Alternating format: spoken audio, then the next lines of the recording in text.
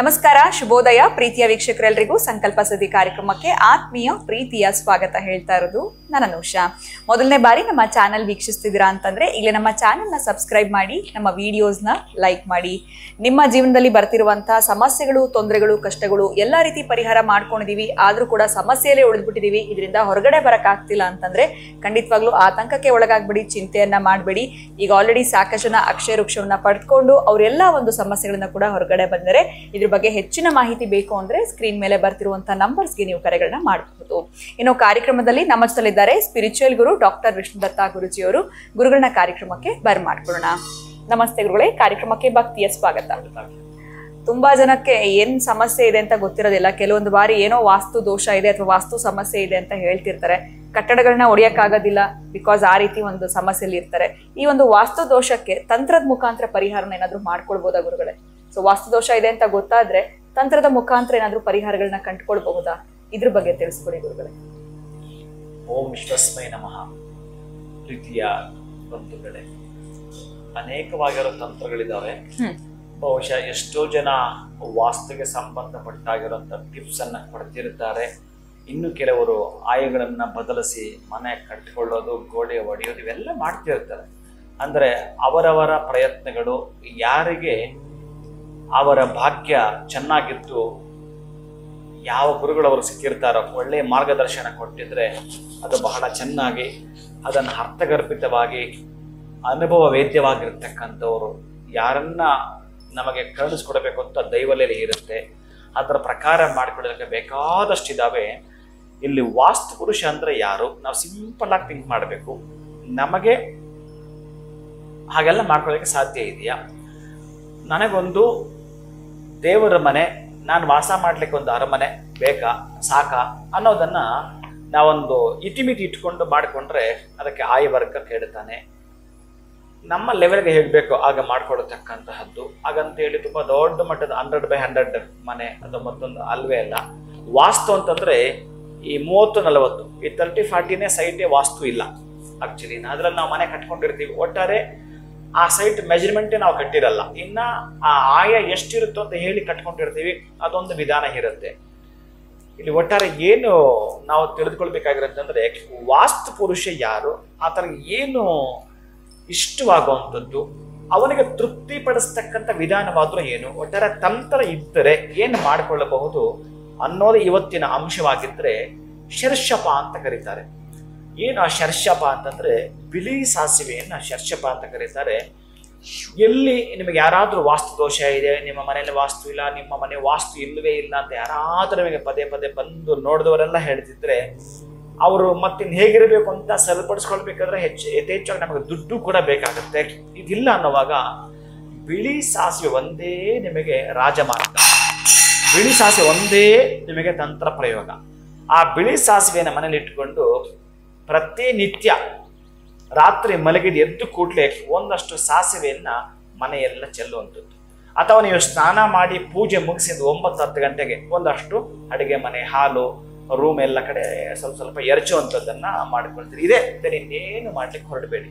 ಇನ್ನು ನಾವೇನಾದ್ರೂ ಮಾಡ್ತೀವಿ ಅಂತಂದ್ರೆ ಬಹುಶಃ ಈ ನಮಗೆ ಶಂಕರಾಚಾರ್ಯರು ಕೊಟ್ಟಿರ್ತಕ್ಕಂತಹದ್ದು, ಒಬ್ಬ ಮನುಷ್ಯ ಅಭಿವೃದ್ಧಿ ಆಗಲಿಕ್ಕೆ, ಒಬ್ಬ ಮನುಷ್ಯ ಪೂರ್ವಾಭಿವೃದ್ಧಿ ಆಗಲಿಕ್ಕೆ, ಅಂದ್ರೆ ಮಕ್ಕಳ ವಿದ್ಯಾಭ್ಯಾಸದಿಂದ ಹಿಡಿದು ಇಲ್ಲಿ ಮಾನವ ಜನ್ಮ ಎತ್ತಿ ಬಂದಿದ್ದಾನೆ, ಇವನು ಒಂದು ಉದ್ಯೋಗ ಅಂತ ಇಟ್ಕೊಂಡು ಅವನ ಬದುಕು ಅಂತ ಕಟ್ಕೊಳ್ಬೇಕಾದ್ರೆ, ಸಾಫಲ್ಯದ ಜೀವನವನ್ನ ಮಾಡಬೇಕಾದ್ರೆ ಏನೋ ಒಂದು ಅಂತೇಳಿ ಅವರು ಜಗತ್ತಿಗೆ ಆವಿರ್ಭವಿಸಿದ ಗುರುಗಳು, ಜಗದ್ಗುರುಗಳು ಅಂತ ಹೇಳಿ ಶಂಕರಾಚಾರ್ಯರನ್ನ ನಮ್ಮ ಕಣ್ಣು ಅಂತ ಹೇಳಿ ನಾವು ನೋಡಿದ್ರೆ ನಮಗೆ ಗೋಚರ ಆಗ್ತಕ್ಕಂತಹದ್ದು ಅವರು ಕೊಟ್ಟಿರುವಂತಹ ಅಂಶಗಳಲ್ಲಿ ಪ್ರಧಾನವಾಗಿ ಈ ಆಯತನಗಳು, ಪಂಚಾಯತನಗಳನ್ನು ಕೊಟ್ಟಿದ್ದಾರೆ. ಗಣಪತಿ ಪಂಚಾಯತನ, ಶಿವ ಪಂಚಾಯತನ, ವಿಷ್ಣು ಪಂಚಾಯತನ, ದುರ್ಗಾ ಪಂಚಾಯತನ, ಸೂರ್ಯ ಪಂಚಾಯತನ. ಈ ಪಂಚಾಯತನಗಳು ಯಾವುದಾದರೂ ಒಂದು, ಯಾವುದೇ ಧರ್ಮದವ ಆಗಿದ್ದರು, ಯಾವುದೇ ಮತ ಪಂಥ, ಯಾವುದು ಭೇದವಿಲ್ಲದೆ ಎಲ್ರಿಗೂ ಕೂಡ ಸೂರ್ಯ ಕಿರಣಗಳು ಬೇಕಲ್ಲ. ಅದು ಯಾರೇ ಆಗಿರಲಿ, ಯಾವುದೇ ಧರ್ಮದವರಾಗಿರಲಿ, ಸೂರ್ಯ ನಮಗೆ ಆರಾಧ್ಯ ದೈವ. ಅದಕ್ಕಾಗಿ ಅಂತಹ ಸೂರ್ಯನ ಪ್ರತಿನಿತ್ಯ ನಮಸ್ಕಾರ ಮಾಡಿಕೊಡ್ತಕ್ಕಂಥದ್ದು. ಸೂರ್ಯನೇ ಇಲ್ಲಿ ವಾಸ್ತು. ಅದಕ್ಕಾಗಿ ಅಂತಹ ಸೂರ್ಯನಿಗೆ ನಾವು ಸರೆಂಡರ್ ಆಗ್ತಕ್ಕಂಥದ್ದು. ಅವನಿಲ್ಲ ಅಂತಂದ್ರೆ ದವಸ ಧಾನ್ಯಗಳಿಲ್ಲ. ಅವರಿಲ್ಲ ಅಂತಂದ್ರೆ ಬದುಕಿಲ್ಲ. ಅದಕ್ಕಾಗಿ ಆ ಮಹಾನುಭಾವನ ಪಂಚಾಯತನ ಆವತ್ತೇ ನಮಗೆ ಶಂಕರಾಚಾರ್ಯರು ಕೊಟ್ಟಿದ್ದಾರೆ. ಅಂತಹ ಸೂರ್ಯ ಪಂಚಾಯತನ ಅದಕ್ಕೆ ಈ ಅಕ್ಷರವೃಕ್ಷದಲ್ಲಿದೆ. ಸೂರ್ಯ ಮಧ್ಯದಲ್ಲಿದ್ದಾನೆ. ಯಾರ್ಯಾರ ಮನೆಗೆ ಅಕ್ಷರವೃಕ್ಷ ಬಂದಿದೆಯೋ ಅವ್ರಿಗೆ ಗೊತ್ತಿರುತ್ತೆ. ಮೊನ್ನೆ ಯಾರೋ ಒಂದು ಹೆಣ್ಣು ಮಗು ಹಾಕಿತ್ತು, ಗುರುಗಳೇ ನಾನು ಈ ಒಂದು ಸೂರ್ಯ ಪಂಚಾಯತನ ತೆಗೆದುಕೊಂಡ ಮೇಲೆ ಆ ಹೆಣ್ಣು ಮಗು ಯಾರೋ ಅಂತ ಗೊತ್ತಿರಲ್ಲ, ಯಾವಾಗ ತೆಗೆದುಕೊಂಡ್ರೋ ಗೊತ್ತಿಲ್ಲ, ಯಾವತ್ತು ಬುಕ್ ಮಾಡಿದ್ರೋ ಗೊತ್ತಿಲ್ಲ. ಆಕೆ ನೋಡು ಆ ಒಂದು ಖುಷಿಯನ್ನು ಹಂಚ್ಕೊಂಡಿದ್ದಾಳೆ. ಗುರುಗಳೇ ನಾನು ಈ ಅಕ್ಷರವೃಕ್ಷ ತೆಗೆದುಕೊಂಡ ಮೇಲೆ ನನಗೆ ಒಂದು ಮನೆ ತೆಗೆದುಕೊಂಡೆ, ಅದಾದ ಮೇಲೆ ನೀವು 888 ಅಂತ ಏನೋ ಕೊಟ್ಟಿದ್ರೆ, ಅದಾದ್ಮೇಲೆ ಮತ್ತೊಂದು ಪ್ಲಾಟ್ ತಗೊಂಡೆ, ನಾನು ಇಷ್ಟೆಲ್ಲ ನನಗೆ ಖುಷಿ. ಅದು ಅದನ್ನ ಮಾಡಿದ 8 ದಿನದಲ್ಲಿ ನಾನು ಒಂದು ಖುಷಿ, ನನಗೆ ಹೇಗೆ ಹಣ ಬಂತು ಗೊತ್ತಿಲ್ಲ, ಒಟ್ಟಾರೆ ತೆಗೆದುಕೊಂಡಿದ್ದೀನಿ ಅಂತ ಆಕೆ ಮೆಸೇಜ್ ಹಾಕಿದ್ದಾಳೆ. ಆಕೆಗೆ ನಾನು ಇಲ್ಲಿಂದಲೇ ಒಂದು ಖುಷಿಯಿಂದ ಸಂತೋಷವಾಗಿರ್ತಕ್ಕಂಥ ಆಶೀರ್ವಾದವನ್ನು ಮಾಡ್ತೇನೆ. ಮತ್ತಷ್ಟು ಅಭಿವೃದ್ಧಿ ಆಗಲಿ ಅಂತೇಳಿ, ಇನ್ನಷ್ಟು ಅವರ ಆಸೆ ಆಕಾಂಕ್ಷೆಗಳು ಈಡೇರಲಿ ಅಂತೇಳಿ. ಅಂತಹ ಯಾರಿಗೆ ಇನ್ನು ಕೆಲವರು ನಿಧಾನ ಆಗಬಹುದು, ಆದರೆ ಆಗಿಯೇ ತೀರುತ್ತೆ. ಅದಕ್ಕೆ ನಾನು ಹೇಳೋದು, ಯಾವ ಮನೆಯ ಅಕ್ಷಯ ವೃಕ್ಷ ಇದೆಯೋ ಆ ಮನೆಯಲ್ಲಿ ಸಮಸ್ಯೆ ತೋರಿಸಿ ಅಂತ ಅದಕ್ಕೆ ನಾನು ಕೇಳ್ತೀನಿ. ಅಷ್ಟು ದೃಢವಾಗಿ, ಅಷ್ಟು ಧೈರ್ಯವಾಗಿ ನಾನು ಈ ಮಾತನ್ನ ಯಾಕೆ ಹೇಳ್ತೀನಿ ಅಂತಂದ್ರೆ, ಶಂಕರಾಚಾರ್ಯ ಕೃತ ಆ ಸೂರ್ಯ ಪಂಚಾಯತನ ಅಷ್ಟು ಶಕ್ತಿಯುತವಾಗಿರತಕ್ಕಂಥದ್ದು, ಅಷ್ಟು ಅದ್ಭುತವಾಗಿರ್ತಕ್ಕಂಥ ಚೈತನ್ಯದಿಂದ ಕೂಡಿರುವಂಥದ್ದು, ಅಷ್ಟು ಪವರ್ ಆಗಿರ್ತಕ್ಕಂಥದ್ದು, ಎಷ್ಟು ಅಂತಂದ್ರೆ ಅಷ್ಟು ಅದ್ಭುತವಾಗಿರ್ತಕ್ಕಂಥದ್ದು ಈ ಶಕ್ತಿ ಅದರಲ್ಲಿ ಅಡಕವಾಗಿದೆ.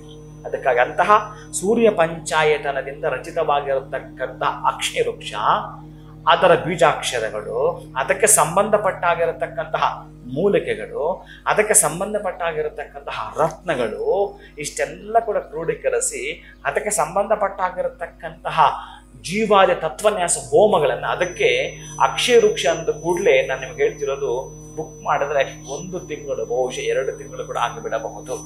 ನಮ್ಮ ಸಮಯ ಇತ್ತು ಅಂತಂದ್ರೆ, ನಮ್ಮ ಯೋಗಗಳಿತ್ತು ಅಂತ. ಅದಕ್ಕೆ ನಾನು ಹೇಳ್ತೀನಿ, ಯಾರ ಭಾಗ್ಯದಲ್ಲಿ ಬರೆದಿದೆಯೋ ಅವರು ಮಾತ್ರ ತೆಗೆದುಕೊಳ್ಳುತ್ತಾರೆ. ಅದು ಇಲ್ಲಿ ಜ್ಞಾಪಕ ಮಾಡೋದಕ್ಕೆ ಮತ್ತೊಂದನ್ನು ಹೇಳಲಿಕ್ಕೆ ಇಷ್ಟಪಡ್ತೇನೆ. ಯಾರ್ಯಾರು ಅಕ್ಷಯ ವೃಕ್ಷವನ್ನು ತೆಗೆದುಕೊಂಡಿದ್ದಾರೆ ಇಲ್ಲಿಂದ ನೆನಪು ಮಾಡಿಕೊಳ್ಳಿ. ಅಕ್ಷಯ ತೃತೀಯ ದಿವಸ ನಾನು ನಿಮಗೆ ಲೈವ್ ಅದರ ಮೇಲೆ ಒಂದು ಪ್ರಯೋಗವನ್ನು ಮಾಡಿ ತೋರಿಸ್ತೇನೆ, ಒಂದು ಪ್ರೇಯರ್ ಮಾಡಿ ತೋರಿಸ್ತೇನೆ. ನೀವೆಲ್ಲರೂ ಕೂಡ ಅದ್ರ ಮೇಲೆ ಕೈ ಇಟ್ಟುಕೊಂಡು ಪ್ರಾರ್ಥನೆ ಮಾಡ್ತಕ್ಕಂಥವರು ಬಹುಶಃ ಸಮಸ್ಯೆಗಳದ್ದೇ ಸರಮಾಲೆ. ನಮಗೆ 108 ತಾಪತ್ರಯಗಳಿದೆ.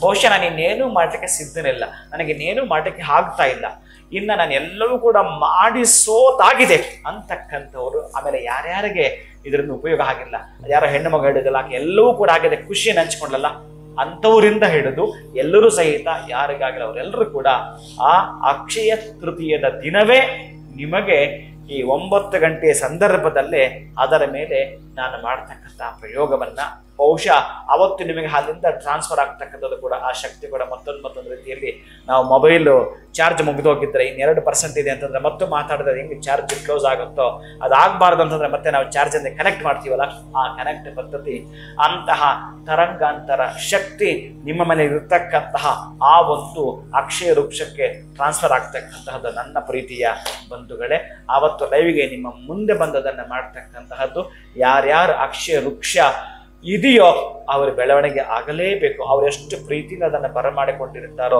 ಎಷ್ಟು ಶ್ರದ್ಧೆ ಭಕ್ತಿಯಿಂದ. ನಾವೀಗ ಡಾಕ್ಟರ್ ಹತ್ರ ಹೋದ್ರೆ ಸ್ಕ್ಯಾನ್ ಮಾಡಿದ್ರೆ ಗೊತ್ತಾಗುತ್ತಂತಲ್ಲ, ಆ ಸ್ಕ್ಯಾನ್ ಮಾಡಿದ್ರೆ ಏನಾಗಿದೆ ಅಂತ ನಮ್ಮ ಬಾಡಿನಲ್ಲಿ ಗೊತ್ತಾಗುತ್ತೋ, ಅದು ಕೂಡ ಅಷ್ಟೇ. ನೀವು ಕೈ ಇಟ್ಟರೆ ಸ್ಕ್ಯಾನ್ ಮಾಡಿಕೊಳ್ಳುತ್ತೆ. ನೀನು ಏನು ಪ್ರೇಯರ್ ಮಾಡ್ತೀಯ ಸ್ಕ್ಯಾನ್ ಮಾಡಿಕೊಳ್ಳುತ್ತೆ. ನೀನೇನು ಪ್ರಾರ್ಥನೆ ಮಾಡ್ತೀಯೋ ಅದನ್ನು ಸ್ಕ್ಯಾನ್ ಮಾಡಿಕೊಳ್ಳುತ್ತೆ. ನಿನಗೆ ಯಾವ ಸಮಸ್ಯೆ ಇದೆಯೋ ಆ ಸಮಸ್ಯೆಗೆ ಪರಿಹಾರ ಬಹುಶಃ ಯಾರೋ ಒಬ್ಬರ ಮುಖಾಂತರ, ಯಾರಿಂದಲೋ, ಅದು ವಸ್ತು ರೂಪದಲ್ಲಾಗಿರಬಹುದು, ವ್ಯಕ್ತಿ ರೂಪದಲ್ಲಾಗಿರಬಹುದು, ಆ ಸಮಸ್ಯೆನ ಇತಿಶ್ರೀ ಮಾಡಲಿಕ್ಕೆ ಇರತಕ್ಕಂಥ ATM ಅಂತ ಕರಿಬಹುದು ನೀವು. ಅಷ್ಟು ಅದ್ಭುತವಾಗಿರತಕ್ಕಂತಹ ಚಮತ್ಕಾರವನ್ನು ಸೃಷ್ಟಿ ಮಾಡಿಕೊಡ್ತಕ್ಕಂತಹ ಆ ಅಕ್ಷಯ ವೃಕ್ಷ ಎಲ್ಲರ ಮನೆಯಲ್ಲಿ ಇದ್ದು ಅತ್ಯಂತ, ಎಷ್ಟು ಅಂತಂದ್ರೆ ಹೊರದೇಶಕ್ಕೆ ಅದು ಬಹಳ ಹೋಗ್ತಾ ಇದೆ, ಆದರೆ ನಮಗೆ ಅದನ್ನು ಕೊಡ್ಲಿಕ್ಕೆ ಆಗ್ತಲ್ಲ, ಟೈಮ್ ತೆಗೆದುಕೊಳ್ತಾ ಇದೆ. ಅದು ಬೇಕಾಗಿರ್ತಕ್ಕಂತಹ ಮಂಗಳ ದ್ರವ್ಯಗಳು, ಪರಿಕರಗಳು ಅಷ್ಟು ಶೀಘ್ರವಾಗಿ ಅಷ್ಟು ಸಿಗ್ತಾ ಇಲ್ಲ. ಅದಕ್ಕಾಗಿ ಬೇಡಿಕೆ ಬಹಳಷ್ಟಿದೆ. ಅದಕ್ಕೆ ನೀವು ಅದನ್ನು ತೆಗೆದುಕೊಬಿಡಬೇಕು, ನೀವು ಇಟ್ಕೊಬಿಡಬೇಕು ಅಂತ ನಾನೇನು ಅಡ್ವರ್ಟೈಸ್ಮೆಂಟ್ ಮಾಡ್ತಿಲ್ಲ. ಕಾರಣ ಏನಂತಂದ್ರೆ, ನೀವು ತೆಗೆದುಕೊಳ್ಳಕ್ಕೆ ಬಂದರೂ ಕೂಡ ನಮ್ಗೆ ಕೊಡಕ್ಕಾಗ್ತಾ ಇಲ್ಲ ಅನ್ನೋದು ಒಂದು ದೊಡ್ಡ ತತ್ವ ಸಿದ್ಧಾಂತ ಇದು. ಅದನ್ನ ಮಾಡ್ತಕ್ಕಂಥವ್ರು ಕೂಡ ಈಗ ಲಿಮಿಟ್ ಸಿದ್ಧಿ ಆಗಿರ್ತಕ್ಕಂಥವ್ರೇ ಮಾಡೋದ್ರಿಂದ ಆ ಸಿದ್ಧಿ ಆಗಿರ್ತಕ್ಕಂಥ 6 ಜನನೇ ಅದಕ್ಕೆ ಕೆಲಸ ಮಾಡ್ತಕ್ಕಂಥದ್ದು, ಬೇರೆ ಯಾರು ಮಾಡೋದು ಪ್ರಯೋಜನ ಬಾರದೇ ಇರ್ತಕ್ಕಂಥದ್ದು. ಒಬ್ಬರಿಗೆ ಅದ್ರಲ್ಲಿ ಮೈಲು ಹುಷಾರಿಲ್ಲ ಅಂದ್ರೆ ನಾವು ತಡ ಮಾಡ್ತೀವಿ, 1-2 ಮೂಲಿಕೆ ಸಿಗ್ಲಿಲ್ಲ ಅಂತಂದ್ರೆ ತಡ ಮಾಡ್ತೀವಿ. ಇದೆಲ್ಲ ನೀವು ಸಹಕರಿಸಬೇಕಾಗತ್ತೆ ನಮಗೆ. ಹಾಗಾಗಿ ನಿಮಗೆ ಯೋಗ ಇತ್ತು ಅಂತಂದ್ರೆ ಅದು ನೀವು ಪಡೆದು ಕೊಡ್ತೀರಾ ಅಂತ ಹೇಳ್ತಿದ್ದೇನೆ. ಅದಕ್ಕೆ ಬಲವಂತವಾಗಲಿ ಅಥವಾ ನಮಗೆ ನಾವು ಇದು ತಗೊಳ್ತಾ ಇದೀವಿ ನಮ್ಗೆ ಇವತ್ತೇ ಬೇಕು, ಇದು ಯಾವುದಕ್ಕೂ ಆ ಅಕ್ಷರವೃಕ್ಷ ಮಣೆ ಹಾಕೋದಿಲ್ಲ. ಸತ್ಯಂ ವದ ಧರ್ಮಂ ಚರ, ಪ್ರೀತಿಯಿಂದ ಅದನ್ನ ಬರಮಾಡಿಕೊಳ್ಳಿ. ನಿಮಗೆ ಅದು ನೀವು ಪ್ರೀತಿ ಕೊಟ್ಟಿದ್ದೀರಲ್ಲ 10 ಪಟ್ಟು ಅದು ಕೊಡುತ್ತೆ. ವಾತ್ಸಲ್ಯ ಕೊಟ್ಟಿದ್ದೀರಲ್ಲ 10 ಪಟ್ಟು ಅದು ಕೊಡ್ತಾ ಬರುತ್ತೆ. ಅದಕ್ಕೆ ಎಷ್ಟು ನೀವು ಹಣವನ್ನು ಮಾಡಿದಿರಲ್ಲ ಇದು ಅನ್ಲಿಮಿಟ್. ಆ ಪದ್ಧತಿಯಲ್ಲಿ ಅದು ಕೊಡ್ತಾ ಬರುತ್ತೆ, ಆ ಪದ್ಧತಿಯಲ್ಲಿ ಅದು ನಿಮಗೆ ಸಹಕರಿಸ್ತಾ ಬರುತ್ತೆ. ಅಂತಹ ಸೂರ್ಯನಾರಾಯಣ, ಲಕ್ಷ್ಮೀನಾರಾಯಣ, ಉಮಾಮಹೇಶ್ವರ, ಗಣಪತಿ, ಚಂಡಿಯನ್ನು ಬರಮಾಡಿಕೊಳ್ತಾರೆ. ಅಕ್ಷರವೃಕ್ಷವಲ್ಲ, ಇವರುಗಳ ಮನೆಗೆ ಬಂದಾಗ ಇನ್ನೇನು ಬೇಕು, ಬ್ರಹ್ಮಾಂಡವೇ ನಮ್ಮ ಮನೆಯಲ್ಲಿದೆ. ಇದು ಅಕ್ಷರವೃಕ್ಷ. ಖಂಡಿತವಾಗ್ಲೂ ಗುರುಗಳೇ, ಎಲ್ಲೋ ಒಂದು ಕಡೆ ವಾಸ್ತು ದೋಷ ಇದೆ ಅಂದಾಗ ಯಾವ ರೀತಿ ಪರಿಹಾರ ಮಾಡ್ಕೊಳ್ಬೇಕು, ಒಬ್ರು ಸರಿ ಇದೆ ಅಂತಾರೆ, ಇನ್ನೊಬ್ರು ಸರಿ ಇಲ್ಲ ಅಂತಾರೆ, ಒಬ್ರು ಹೀಗ್ ಮಾಡಿ ಇನ್ನೊಬ್ರು ಹಾಗೆ ಮಾಡಿ ಅಂತಾರೆ, ಏನ್ ಮಾಡ್ಬೇಕು ಅನ್ನೋದೇ ಗೊತ್ತಾಗಿರೋದಿಲ್ಲ ಅಂತ ಹೇಳ್ಬೋದು. ಈ ಬಿಳಿ ಸಾಸಿವೆಯ ಒಂದು ನಮ್ಗೆ ರೆಮಿಡಿಯನ್ನ ತಿಳಿಸ್ಕೊಟ್ರೆ ಅದನ್ನ ನಾವು ಹೇಗೆ ಮಾಡ್ಕೊಳ್ಬೇಕು ಮನೆಯಲ್ಲಿ ಅಂತ, ಅದರ ಜೊತೆನಲ್ಲಿ ಅಕ್ಷಯ ವೃಕ್ಷ ಇತ್ತು ಅಂದ್ರೂ ಕೂಡ ಯಾವುದೇ ರೀತಿ ಸಮಸ್ಯೆ ಇರೋದಿಲ್ಲ ಅಂತ ತಿಳಿಸ್ಕೊಟ್ಟಿದ್ರ. ಇನ್ನು ಬಹಳ ವಿಶೇಷವಾಗಿ ಅಕ್ಷಯ ತೃತೀಯದ ಒಂದು ವಿಶೇಷವಾಗಿರುವಂತಹ ವಿಡಿಯೋ ದಿನ ಪ್ರಯೋಗವನ್ನ ಕೂಡ ಮಾಡಿ ತೋರಿಸ್ತೀನಿ ಅಂತ ಹೇಳಿದ್ರಿ. ಬಹಳ ಧನ್ಯವಾದಗಳು ತಮಗೆ. ನಮಸ್ಕಾರಗಳು. ಇನ್ನು ಅಕ್ಷಯ ವೃಕ್ಷ ಇದ್ದಲ್ಲಿ ಖಂಡಿತವಾಗ್ಲೂ ಸಮಸ್ಯೆಗಳು ಇರೋದಿಲ್ಲ ಅನ್ನೋದ್ರ ಬಗ್ಗೆ ನಮಗೆ ಗುರುಗಳು ತಿಳಿಸ್ತಾ ಇದ್ರು. ಅದಷ್ಟೇ ಅಲ್ಲದೆ ಅಕ್ಷಯ ತೃತೀಯದ ವಿಶೇಷತೆಯ ಒಂದು ವಿಡಿಯೋನ ತಾವೆಲ್ಲರೂ ತಪ್ಪದೇ ವೀಕ್ಷಿಸಬೇಕು ಅಂತ ಹೇಳ್ತಾ, ಜೊತೆನಲ್ಲಿ ಅಕ್ಷಯ ವೃಕ್ಷ ನಿಮ್ಮ ಬಳಿ ಇತ್ತು ಅಂತಂದ್ರೆ ಆ ಒಂದು ಪ್ರಯೋಗವನ್ನ ವಿಡಿಯೋ ನೋಡ್ತಾನೆ ನೀವು ನಿಮ್ಮ ಮನೆಯಲ್ಲಿ ಮಾಡಬಹುದು ಅಂತ ಹೇಳ್ತಾ ವಿಡಿಯೋನ ಮುಗಿಸುವಂತಹ ಸಮಯ ಆಗಿದೆ. ನಮಸ್ಕಾರ.